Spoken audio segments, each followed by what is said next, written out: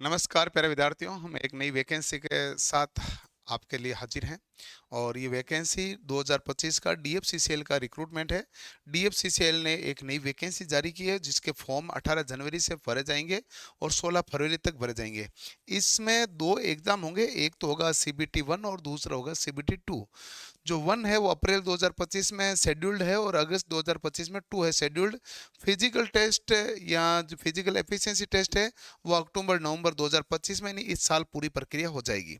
तो हम इस भर्ती के बारे में आज चर्चा करने वाले हैं। डीएफसीसीएल में आईटीआई के लिए कितने पद हैं, डिप्लोमा के लिए कितने पद हैं, बीटेक के लिए कितने पद हैं और एज की क्राइटेरिया क्या है, सिलेबस क्या है, कौन फॉर्म भर सकता है, 60% अनिवार्य वाली कंडीशन है कि नहीं है, इन सब के बारे में देखते हैं। क्योंकि डीएफसीसीएल में तनख्वाह बहुत अच्छी है, सैलरी बहुत अच्छी मिलती है, तो उसमें कौन कौन से पदों पर अलाउ है इसके बारे में देखते हैं भाई।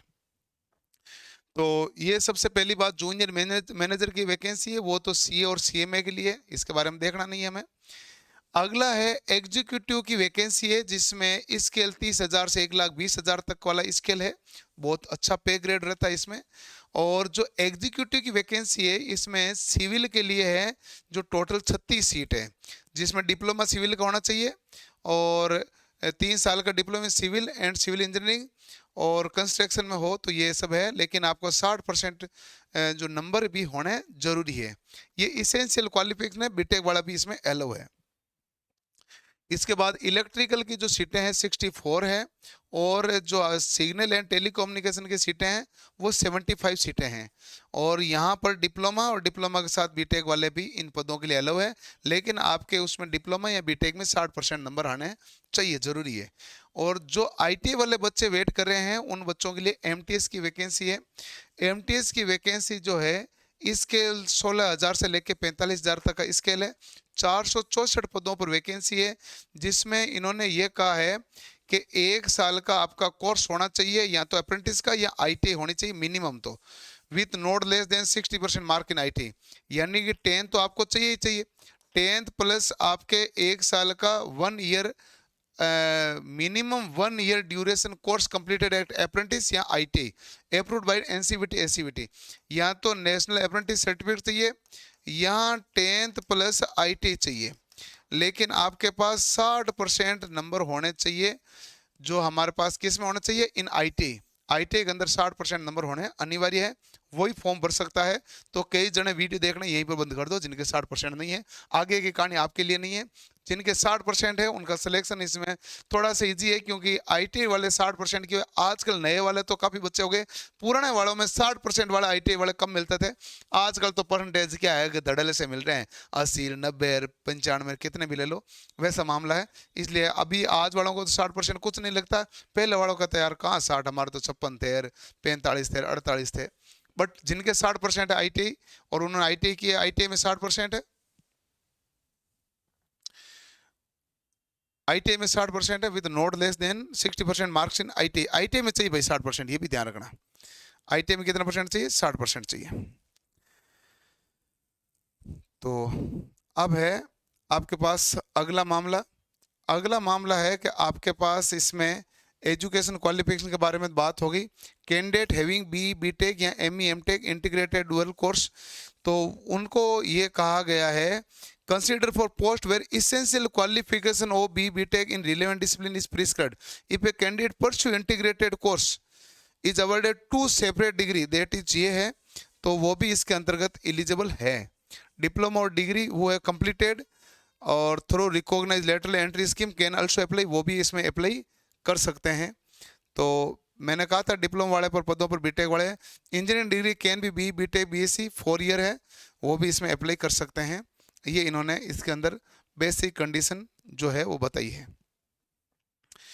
अब बात आती है इसमें एज क्राइटेरिया की। तो एज क्राइटेरिया सभी में हमारे पास 18 से 30 है, लेकिन यदि एमटीएस वाला है तो 18 से 33 साल है।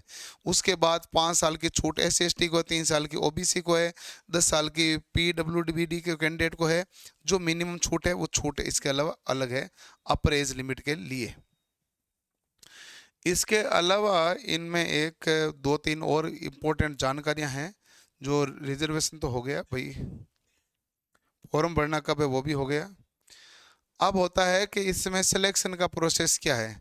सिलेक्शन देख लो, ये इसने टेबल बना के दे दी कि आपके पास जो मल्टीटास्क है उनका CBT 1 भी होगा, 2 भी होगा, फिजिकल एफिशिएंसी टेस्ट होगा, डॉक्यूमेंट वेरिफिकेशन और मेडिकल टेस्ट है।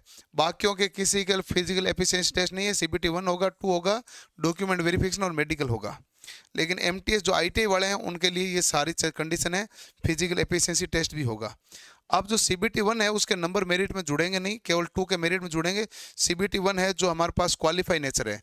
CBT 1 के बारे में उन्होंने ये कहा है कि जितने भी पद हैं, जैसे 464 पद हैं, 464 पदों का 20 गुणा करोगे तो आपके पास आ जाएगा 9,280। तो 9,280 बच्चे स्टेज सेकंड की परीक्षा देंगे, ठीक है।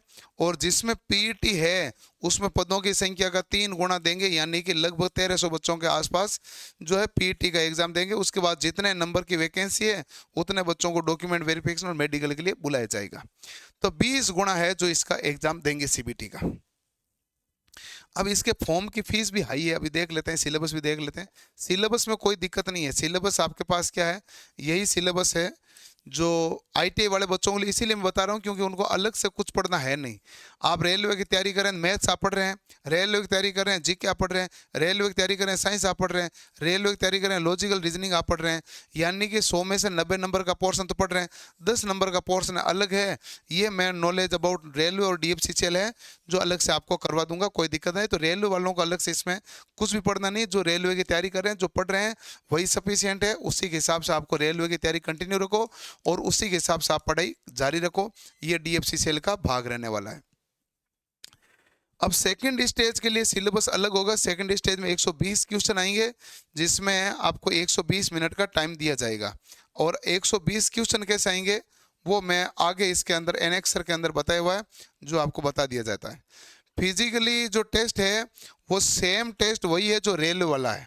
देख लो कोई चेंज है तो रेलवे ग्रुप डी में फिजिकल टेस्ट होता है ना, should be able lift and carry, 35 kilo का वजन है, 100 मीटर ले जाना है 2 मिनट के अंदर एक ही चांस में बिना नीचे गिरे। और इन्होंने कहा 4 मिनट 15 सेकंड में 1 किलोमीटर की दौड़ करनी है। ये मेल के लिए, फीमेल के लिए 5 मिनट 40 सेकंड 1000 मीटर की दौड़ करनी है। सेम RRB ग्रुप डी के अंतर्गत होता है। जो ग्रुप डी वाला, ग्रुप डी का ही सिलेबस है, ग्रुप डी का ही पोर्शन है, अलग से इसमें कुछ नहीं है, सेम ग्रुप डी का मामला है। और इसके बाद में आपके पास आ जाता है कि सर मेंस का सिलेबस तो बता दो, कहाँ लिखा हुआ है। इन्होंने कहा ना भाई CBT 2 लेंगे बाद में, तो CBT 2 का सिलेबस तो बताना पड़ेगा। फॉर्म ही फॉर्म आ गए भाई, सिलेबस नहीं आया। ये लो सिलेबस। इन्होंने कहा कि सिलेबस सबका बता देते हैं। ये सिलेबस है आपके पास MTS का। MTS में वही जनरल नॉलेज है, वही मैथ्स है, वही रीजनिंग है और वही आपकी साइंस है, knowledge about DFCCL, same syllabus है।